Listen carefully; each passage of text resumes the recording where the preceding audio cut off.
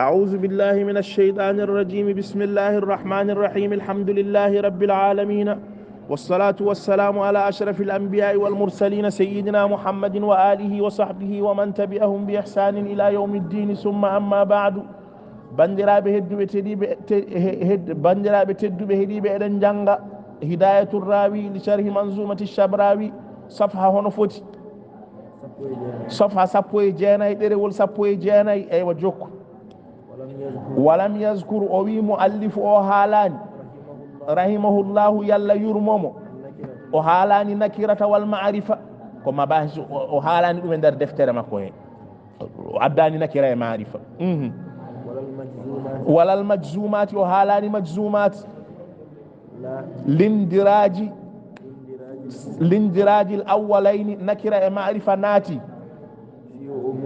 fi umumi l mazkuri e ko haala ko haalata ko nakira e ma'rifa ene hen soomima e nder hen. lindiraji l awwalaini sibi soomogol nakira e ma'rifa fi umumi l mazkuri e dennegal ko haali ko. walam yazkur o haalani al majzumati majzumatuji li annahu sibi kanko lam yata'arrad o arnanaki li i'rabil fi'li damal ene nahwu ne wiye i'rabul fi'li don mudari o haalate to raf'oto e to nasboto e to jazmoto o haalani i'rabul fi'li o haalata ɗum e deftere nde. wa nahnu enen so Allah jaɓi nazkuru ma en jangtu kulla zalika kala ko addani ko ma en gaddoy ɗum enen so Allah jaɓi bi iznillahi e yamirore Allah fi mawadihi e nokkuji muɗum itmaman belama en timmin lil fa'idati fa'ida deftere nde. wa alam mbinoɗen sawo wi wa alam tan ko omo heɓɓito istidrakatuji ko nazim o haalani. wa alam andu anna ta'alluma wonde jangude gandal nahwu wa ta'limahu anna ta'alluma wa ta'limahu wawul adfi. wa alam andu anna ta'alluma ilmi nahwi jangude gandal nahwu janga nahwu wa ta'limahu jangina ɗum fardu kifayatin ko fardu kifaya wana fardu aynin ko fardu kifaya. iza qama bihi al ba'd so won janguɓe e leñol nelaɗo Allah sallallahu alayhi wa sallama sagada fukko anil akharina ga heddiɓe ɓe. wa rubbama nahwu ko fardu kifayatin jangude ɗum ko fardu kifaya ngati so wona kañum en gandata sunna nelaɗo Allah en gandata qur'ana ko firat ko wajib ma jange. wa rubbama ene wawi nahwu o laato wa rubbama sara farda aynin ne wawi nahwu laato farda aynin ni jangugol mun wonta wajib iza tarakahu l jami so yimɓe fof gacci awil aghlabu ma walla ko ɓurɓe hewde ɓe aw ko harfu adfin al jami'u al aghlabu ko hen adfa. kama huwa al waqi'u hono no ɗum woniri ko yani joni ni fi zamanina haza zaman mo gonɗen mun o jangude nahwu ko wajib nde wonno yimɓe ɓe natti andude ko qur'ana firat yimɓe natti andude ko hadis firat jangude ɗum ko wajib. isbihi sibi ko e nahwu o yurafu andete al ma'ana al maqsudu firo fanditango min kitabillahi e deftere Allah woni qur'ana wa sunnati rasulihi e sunna nelaɗo Allah sallallahu alayhi wa sallama. summa refti kadi ganda nahwu haɗani ɗon tan nahwu ruknun ko jokdu min al arkani salasati e jokli tati allati ɗi ganduɗa hafizallahu biha Allah reniriɗi kitabahu qur'ana mun qur'ana o reni ɗum ko gueɗe tati inna nahnu nazzalna zikra wa inna lahu lahafizuna ko gueɗe tati ndeni qur'ana nahwu ko hen jeeya. so jangowo wi bismillah sa jangani nahwu holno jeddirta so wi bismillahir rahmanir rahim alhamdulillah lillahu rabbul alamin a jangani nahwu holno jeddirta jangude nahwu nde ko wajib. summa inna nahwa refti ganda nahwu ruknun ko jokdu min al arkani salasati e jokli tati allati ɗi ganduɗa hafizallahu biha Allah reniri ɗum kitabahu deftere muɗum wa zikrahu l hakima e deftere makko ŋeñde nde woni qur'ana. wa awwalu arwande ala hade ma yaade toon joni o wi nahwu ko jokdu e jokdi tati denɗi qur'ana ɗum ene haala e ɗeyyibatu ibnul jazari ene haala ɗum hoko woni qur'ana fa kullu ma wafaqa wajha nahwi wa kana lirrasmi ihtimalan yahwi wa sahha isnadan huwa alqur'anu fa hadihi salasatu l arkanu ɗum ɗo woni jokli qur'ana tati kullu ma wafaqa wajhi nahwi sa jangi qur'ana adate namnede ko yo yaade nahwu fa kullu ma wafaqa wajha nahwi وكان للرسم احتمالا يحوي وصح اسنادا هو القرآن وهذه الثلاثة الأركان ودناه كهون تيمود هانو فيوي هاناني يبد وأول وادئ أولكم مضاف وادئ ومضاف إليه وأول وادئ له قدير ودناه الإمام علي كسيدنا علي ابن أبي طالب رضي الله تعالى عنه فقوله جون دن اربو بيتوجي دي فقوله من دن اشاره من سمبي فقوله تن اربوت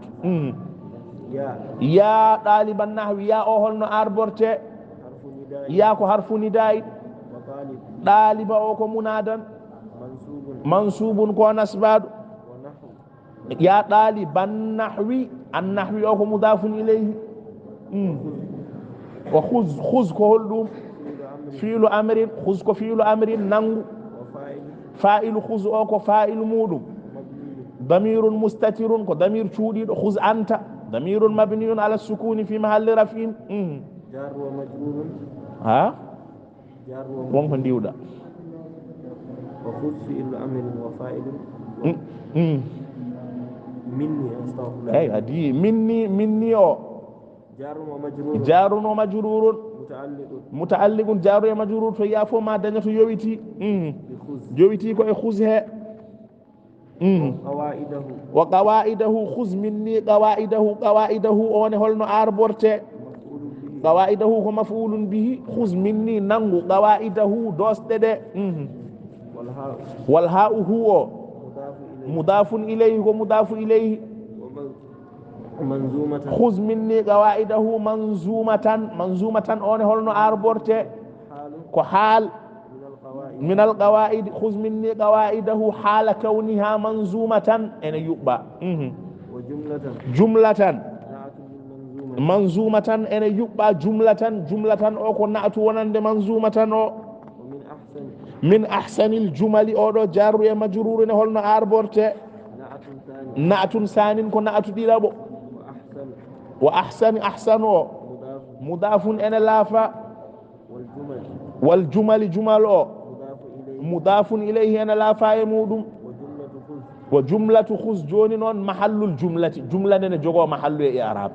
يا طالب النحو خذ مني وجملة خذ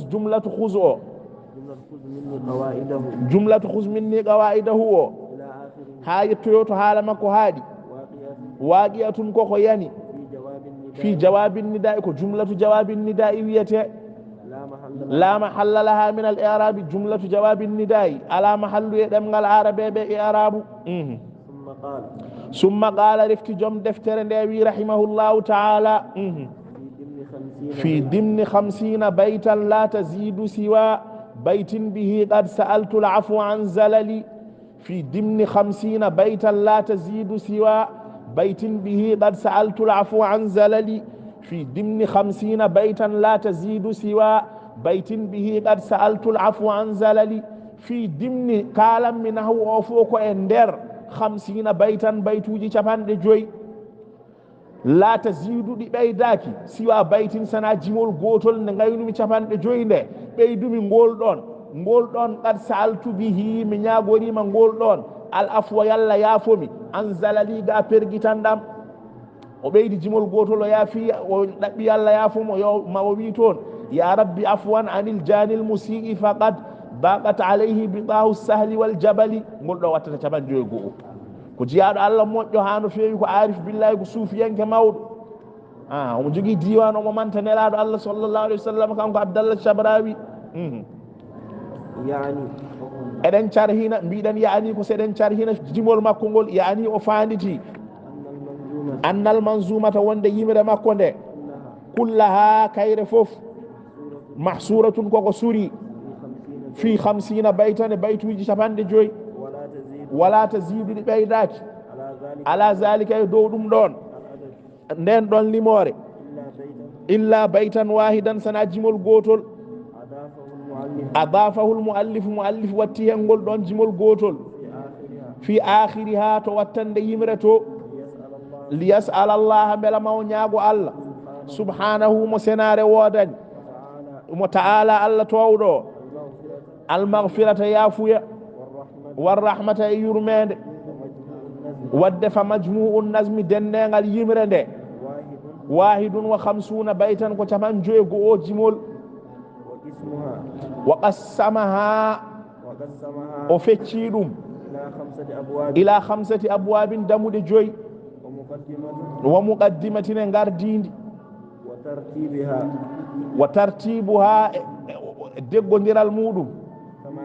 kama yali hono no arirsani holno fecciri deftere nde al awwalu feccere arwanire nde o haalan baytuji tati fil muqaddimati ɗin goni ya ɗaliban nawi khuz minni qawaidahu manzumatan jumlatan min ahsani ljumali fi dimni 50 baytan la tazidu siwa baytin bihi qad sa'altu fa afu an zalali in anta atqantaha hanat masailuhu alayka min ghayri tadwilin wala maladi ɗiɗo goni muqaddimatu deftere nde wa asharati abyatin baytuji sappo ndewa hen fil kalami kalata ko haala wal i'rabi i'rabu الثالث فكرة تبيرة دفتر ده سماء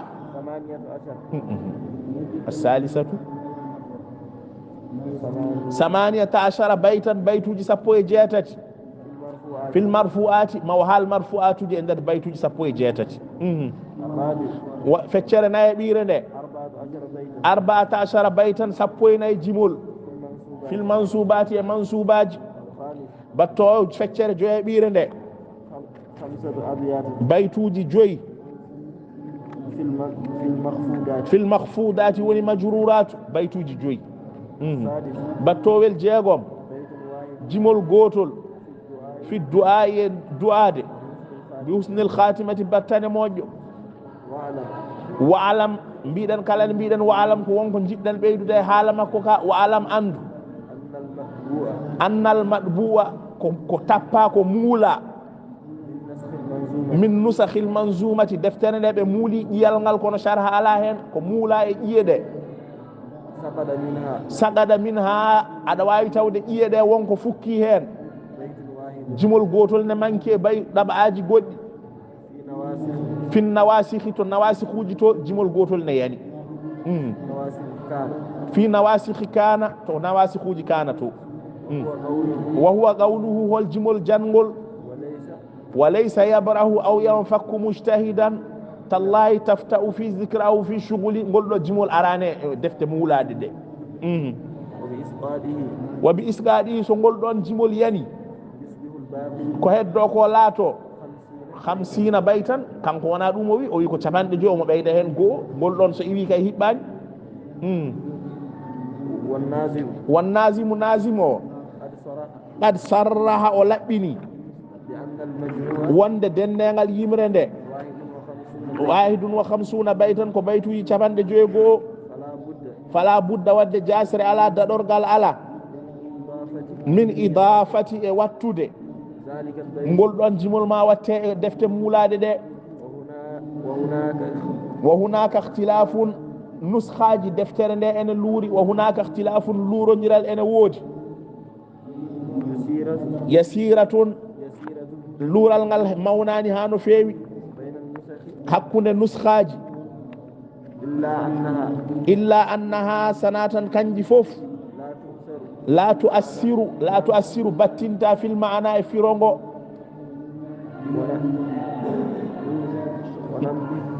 wa nunabbihu ma en pindin ala zalika e ɗum ɗon kullihi dendengal mun bi iznillahi ta'ala so Allah hato jini fi mawadihi e nokkuji mun fa qawluhum eɗen arbo jimol ngol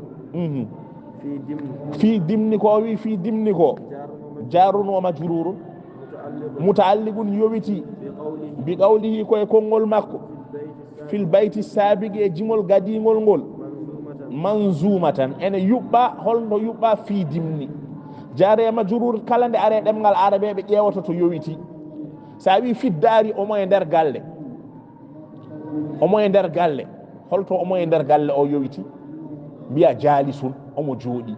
omo e nder galle omo jooɗi e nder galle fiddari o yowito e jaalisun he mbiɗa fissuuɗi nder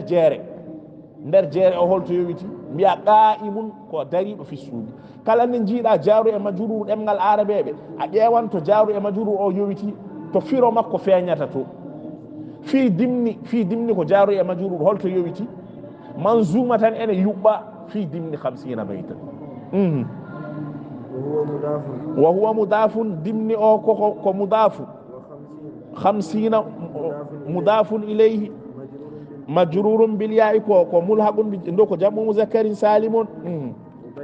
o baytan ko tamyizul adadi mansubun ene nasba wala la o nafiyatun la tazidu la o ko nafiyatun tazidu o fi'lun mudari'un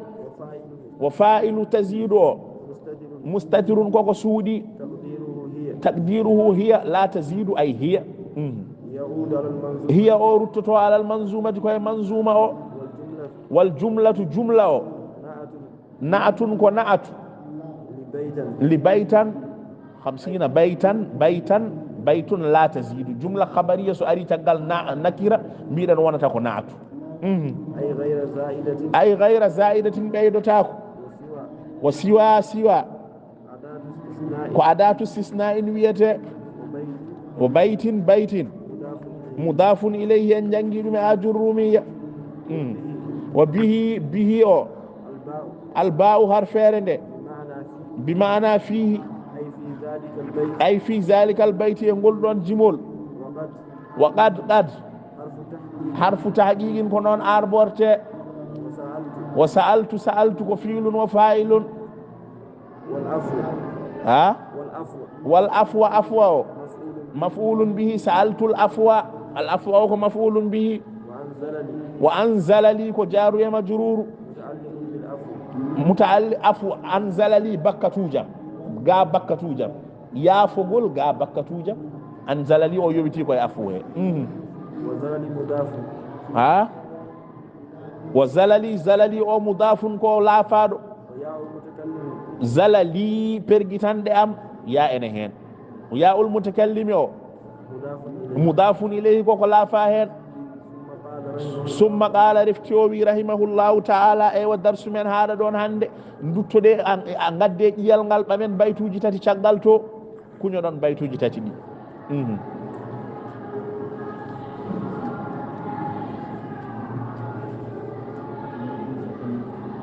haal ammal kalamu kuño ɗe ɗiɗo baytuji tati ammal kalamu istilahan fa huwa indahu mu poɗa mu o ammal kalamu istilahan fa huwa indahu mu murakkabun fihi isnadun ka qama ali ammal kalamu istilahan fa huwa indahu mu murakkabun fihi isnadun ka qama ali